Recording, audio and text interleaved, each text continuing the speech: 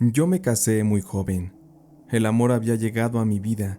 Gabriela por fin me había dado el sí. Me sentía el hombre más feliz del mundo. Mucho más cuando nos mudamos y nos fuimos a vivir a nuestra casa que compré con un crédito bancario. Esa casa quedaba lejos de donde Gabriela había crecido, pues ella no era de la ciudad, sino de un municipio de provincia. Yo la conocí porque fui a ese lugar a dar mis prácticas universitarias como maestro a una escuela primaria en dicha comunidad. Después de muchos meses de casados, Gabriela me dijo que extrañaba a su familia porque en el año que ya llevábamos de casados, ella no los había visto. Yo acepté la idea de ir a ver a sus papás porque la veía triste y me llegué a sentir un poco mal de haberla alejado de ellos a causa de nuestra nueva vida de casados en la ciudad. Un fin de semana decidimos ir. Eran tiempos de lluvia y la carretera y su ambiente fueron invadidos por una extraña neblina, como pocas veces me había tocado ver. Y conforme nos acercábamos al ranchito donde vivían los padres de Gabriela, yo me sentía cada vez más tenso, nervioso. Sentía una angustia, pues la atmósfera del camino estaba llena de olvido y de soledad. Al lado del camino y sobre las casitas, se podía ver a señores sentados en una banca de concreto, muy silenciosos, como perdidos, fumando cigarros o bebiendo directo de una botella de mezcal. Sus miradas perdidas, tristes, como si la vida los hubiera abandonado y solo estuvieran esperando el momento en que se los llevara la muerte. Muchos de ellos veían jugar a sus nietos, quienes seguro llevarían el mismo destino que ellos. Esas cosas me comenzaron a perturbar. Siempre tuve miedo de vivir y de morir en el abandono, y creo que esas cosas son las más tristes que puede pasar a alguien en vida. Llegamos por fin a la casita después de un par de horas. En aquel lugar vivían mis suegros, y en el poblado había muy poquitos habitantes, y pese a que esas personas nos saludaban de manera muy amable, admito que lo nublado del clima seguía teniendo un peso muy fuerte en mi sentir, aún la angustia no bajaba. Mi suegra nos recibió con un café y unas gorditas de trigo al horno, son típicas de aquel rancho. Estuvimos charlando un rato, y cuando cayó la tarde, mi esposa me pidió que pasáramos la noche en casa de su bisabuelita, quien vivía un poco más arriba, ya pegándole al cerrito. Yo acepté sin mayor problema, pero sentí que mi suegra no quería tanto que fuéramos hacia allá. No entendía la razón, pero ya después me enteraría por qué. Cuando nos dirigíamos a casa de doña Margarita, aquella bisabuela de mi esposa, algo me decía que debíamos regresar a casa. Siempre me he caracterizado por tener una extraña intuición. Aquella viejecita, cuando llegamos, nos recibió en su casa. Con dificultades ella podía caminar. Ya estaba muy anciana. Ella se apoyaba de un palo que usaba como bastón, y su voz era muy suave y muy bajita, como si se lo hubiera consumido también con los años. Su casa era muy pequeñita y solo había una habitación, un pequeño baño también. Yo no veía dónde se suponía que dormiríamos, pero por respeto me quedé callado y dejé que las cosas fluyeran. Me llamó la atención que sobre el muro había un Cristo al que le faltaba la cabeza. Es como si se la hubieran arrancado a propósito, porque estoy seguro que de haberse caído, la figura de yeso se hubiera quebrado en cientos de partes. Más al fondo, en un rincón, la abuela Margarita tenía un pequeño altar a la Santa Muerte, con pequeñas velas que estaban por extinguir su luz. Esa figura tenía ofrendas sobre un plato de latón oxidado.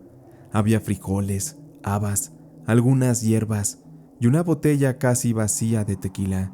Quizá era lo único que la viejecita le podía ofrecer a la Santísima.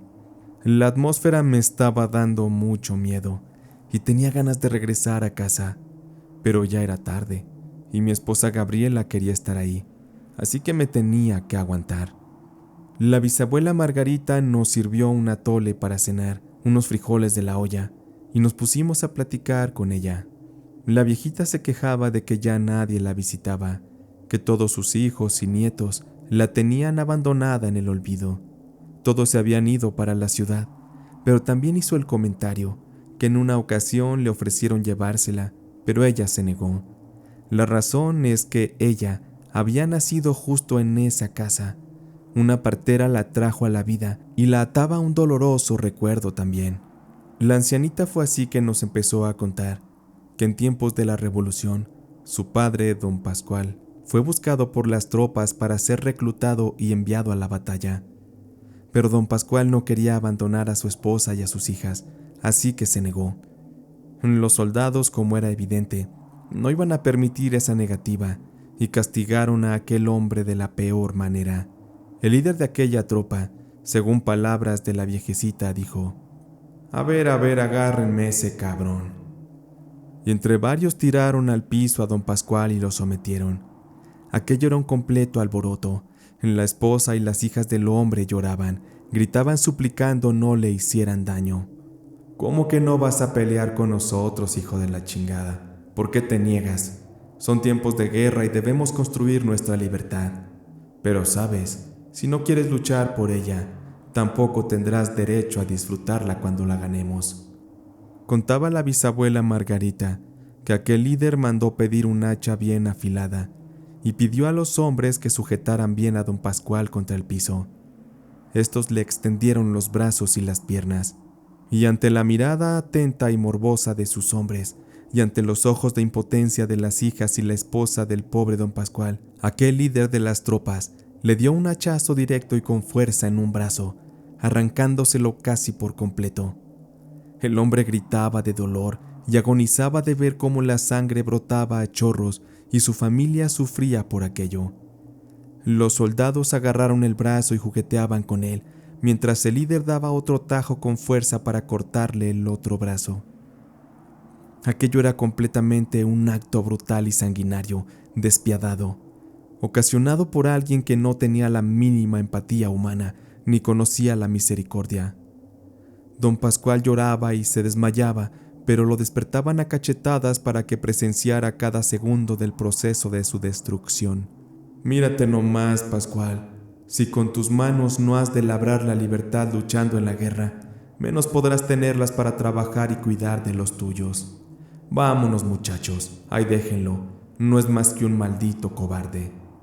El líder y su tropa salieron y se marcharon. Se llevaron los brazos de don Pascual y se los arrojaron a los perros que por afuera de la casa andaban merodeando. La gente afuera se acercaba para ver qué había pasado y cómo podían ayudar. Corría el tiempo y don Pascual se estaba desangrando. A como pudo, su esposa le colocó unas mantas para que no se desangrara, mientras que, sobre una pequeña chimenea, calentaba un cuchillo con el cual pretendía cauterizar la horrible herida. Lamentablemente no alcanzó el tiempo, porque don Pascual murió desangrado.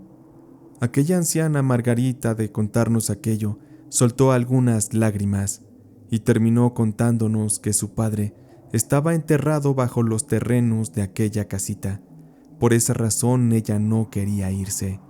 Mi esposa la abrazó y la ancianita maldecía a Dios por no haberles protegido, por haber permitido que les arrebataran a su padre de esa cruel manera. Con eso entendí por qué la figura del Cristo no tenía cabeza y por qué la viejita adoraba a la Santa Muerte. Eso me daba mucha intriga, porque yo no conocía nada de la creencia oscura y quería conocer un poco más. Así que esperé a que se calmara un poco la anciana para poder preguntarle aquello que me causaba tanta incertidumbre. Oiga, señora Margarita, ¿y por qué adora a la Santa Muerte? Con todo el respeto, me gustaría saber más de eso. Mi esposa Gabriela me hizo la seña con los ojos de que ese tema no se debía tocar, pero la viejita muy amable contestó: La Santa Muerte. Oh sí, ella es mi niña. Me ha cuidado desde que yo era muy pequeña.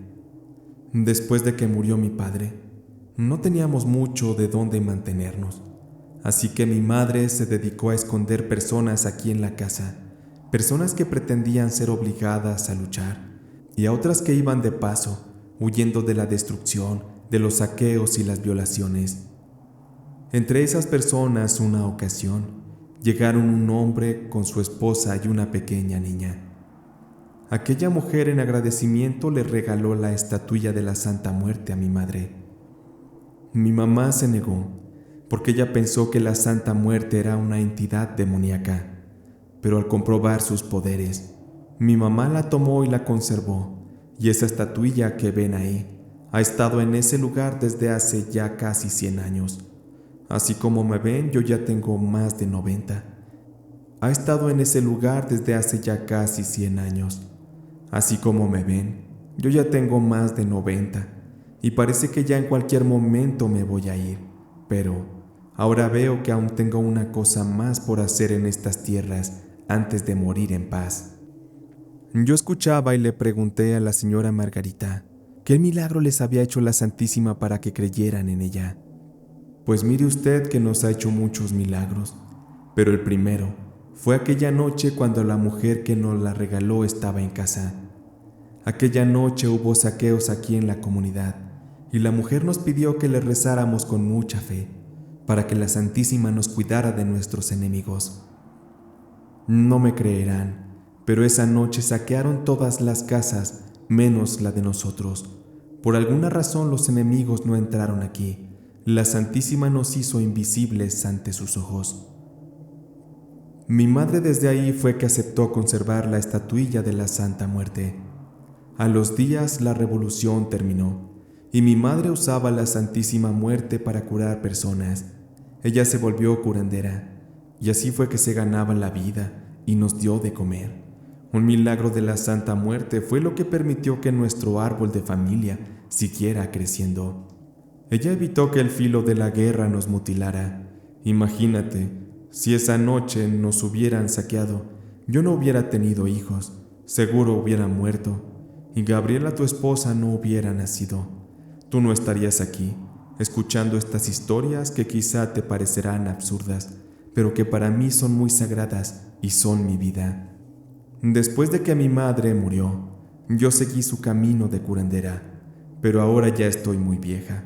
Ya no puedo ni con mi alma, y solo espero el momento de mi muerte, y creo que está muy cerca. La pobre ancianita ya estaba muy cansada. La llevamos a su cama. Antes de cerrar los ojos nos dio la indicación de dónde debíamos tomar unos petates que colocaríamos en el suelo y sobre los cuales dormiríamos. Fue terrible dormir prácticamente a ras del suelo frío y sin nada que cobijarnos, porque todas las sábanas de la ancianita tenían aroma a orines. Yo me sentía incómodo y veía cómo mi esposa Gabriela fue a apagar las velas que nos iluminaban. La habitación quedó casi a oscuras. Del rincón se seguía viendo la tenue luz de las velas que iluminaban la estatuilla de la Santa Muerte. Su sombra se proyectaba y se mecía muy oscura sobre el muro, y la hacía ver aún más imponente y aterradora. Mi esposa ya sabía todo aquello que su bisabuela nos había contado, pero nunca me lo dio a conocer. Quizás sabría que yo me negaría a visitar esa casa de haber conocido las historias. Así fue que le pregunté a mi esposa que para qué me había llevado a esa casa a dormir. Pudimos haber ido solo de paso y marcharnos. Pero ante mi pregunta mi esposa se puso melancólica y comenzamos a hablar de un tema algo delicado, pues Gabriela no se había podido embarazar, y ella me dijo que su esperanza era su bisabuela y los poderes de la Santa Muerte. Eso sí me pareció completamente absurdo, y sin querer levanté un poco la voz. Gabriela me tapó la boca, y susurrando me dijo que ella no se iría de esa casa sin haberlo antes intentado. No me quedó de otra. Gabriela siempre ha sido muy terca, y cuando algo se le mete a la cabeza, no hay nada que le impida llevarlo a cabo. Después de discutir nos quedamos dormidos. Aquello fue muy difícil por el frío, el ruido de los animales del cerro, la imagen escalofriante de la Santa Muerte, el que algún insecto nos picara. Como sea, pudimos sobrevivir aquella noche. Al día siguiente, mientras desayunábamos, Gabriela le dio a conocer a su bisabuela de su problema para poder embarazarse y le pidió ayuda. Le preguntó que si ella la podría curar con ayuda de los poderes de la Santa Muerte. La viejita se le quedó viendo en silencio y después respondió: Ya te estabas tardando en decírmelo, mijita. Puedo ver a las personas enfermas y sabía que solo venías a buscarme por eso, mi niña. Pero no te preocupes, así es el destino. Pero mírate nomás, tienes tu vientre seco, porque hay un miedo heredado en la familia. No es tu culpa, pero estarás bien. Necesitamos arrancar ese miedo de raíz, y te aseguro que mi Santísima te ayudará a pelear esa batalla dentro de tu ser. Yo había prometido nunca más curar a alguien, porque ya estoy vieja, pero creo que esta será la última vez que lo haga. De eso no hay duda. Después de que terminamos de almorzar, la ancianita me pidió que saliera de la casita. Ella quería privacidad para poder llevar a cabo el ritual de sanación para mi esposa. Yo me tuve que quedar afuera, y mi esposa hasta la fecha no me ha querido contar qué sucedió en mi ausencia. Pero cuando se me permitió entrar de nuevo, Gabriela estaba recostada en la cama de su bisabuela, inconsciente y empapada en sudor. La ancianita me pidió que fuera paciente, que Gabriela se pondría bien y que en un par de horas podríamos marcharnos tranquilamente. Cuando ella se levantó, se sentía un poco mareada. Se paró de la cama y la saqué a caminar un poco. Eso le ayudó a sentirse mejor. Esperamos un rato más y luego, al despedirnos de la anciana Margarita, yo le ofrecí dinero por su trabajo de brujería, pero ella se negó a aceptarlo. Dijo que ya no lo necesitaría. Yo apenado guardé los billetes y nos despedimos con la promesa de regresar para visitarle con más frecuencia. Cuando bajamos en el auto a la casa de mi suegra, nos invitaron a comer y no nos negamos. Nos invitaron a comer y no nos negamos, porque ya teníamos mucha hambre. Bueno, al menos yo sí. Mi suegra nos preparó un rico caldo de pollo. Se veía exquisito. Y apenas iniciábamos a comer, cuando un niño llegó corriendo y por la ventana comenzó a gritar que la bisabuela Margarita se acababa de morir, que fuéramos pronto a verla. Nos levantamos todos a prisa muy asustados. Nos subimos a mi auto y fuimos a revisar qué había ocurrido. Cuando llegamos, algunas personas ya tenían a la ancianita sin vida y recostada sobre su cama. Gabriela comenzó a llorar, y mis suegros también. La abuela de Gabriela fue llamada a que viniera desde un rancho vecino para dar sepultura en familia a la pobre viejita. La ancianita había dejado como petición que se le enterrara en su propio terreno, junto a la tumba donde había sido enterrado su padre, y también había dicho en vida que la enterraran junto con la estatuilla de la Santa Muerte. Aquella tarde se le dio oración y la velamos toda la noche. El cuerpo de la anciana se veía tan pacífico sobre el suelo, rodeada de la luz de las velas y del aroma de las flores. Yo me acerqué y con respeto le toqué la frente. Me despedí de ella. Al día siguiente la enterramos prácticamente en pleno cerro, tal y como ella lo había pedido. Al final me tocó a mí clavar una improvisada cruz de madera y después pasamos a retirarnos. Salir de aquella comunidad para mí fue algo que provocó en mi ser nostalgia, dolor y un extraño vacío, uno más fuerte que con el que entré cuando llegamos. La carretera tenía un aroma a muerte y soledad. Yo veía a Gabriela sentada en el asiento del copiloto y las lágrimas corrían por su mejilla y de su boca no salía palabra alguna. A ella le afectó mucho la muerte de su bisabuela. El por qué es complicado de explicar, pero Gabriela me contó que, en aquel ritual, su bisabuela dijo que ella podría entregar su vida a cambio de que el vientre de Gabriela recobrara su fertilidad. Yo no le creí. Consideré que aquello eran solamente patrañas o alguna extraña coincidencia. Sin embargo, el tiempo le dio la razón a Gabriela y a la anciana fallecida, porque no pasó ni un mes y medio cuando recibimos la noticia del médico de que seríamos padres. Por fin, después de meses y meses de intentarlo, un pequeño bebé venía en camino. Aquello nos llenó de mucha alegría, porque era un milagro. En su momento vimos un par de médicos, pero no podíamos costear los caros tratamientos de fertilidad. Y ahora, gracias a lo que la anciana Margarita le hizo a mi esposa y gracias a los milagros de la Santa Muerte, finalmente logramos ser padres de una hermosa niña, a la cual le pusimos el nombre de Margarita, justo como a aquella anciana que ayudó a Gabriela a curarla para que su vientre floreciera al fin. Bien dicen que a la Santa Muerte se le entrega una vida a cambio de otra, y aquella ancianita entregó la suya para que mi hija naciera, y hoy, a años de distancia de aquella visita al rancho, yo me sigo sintiendo muy agradecido.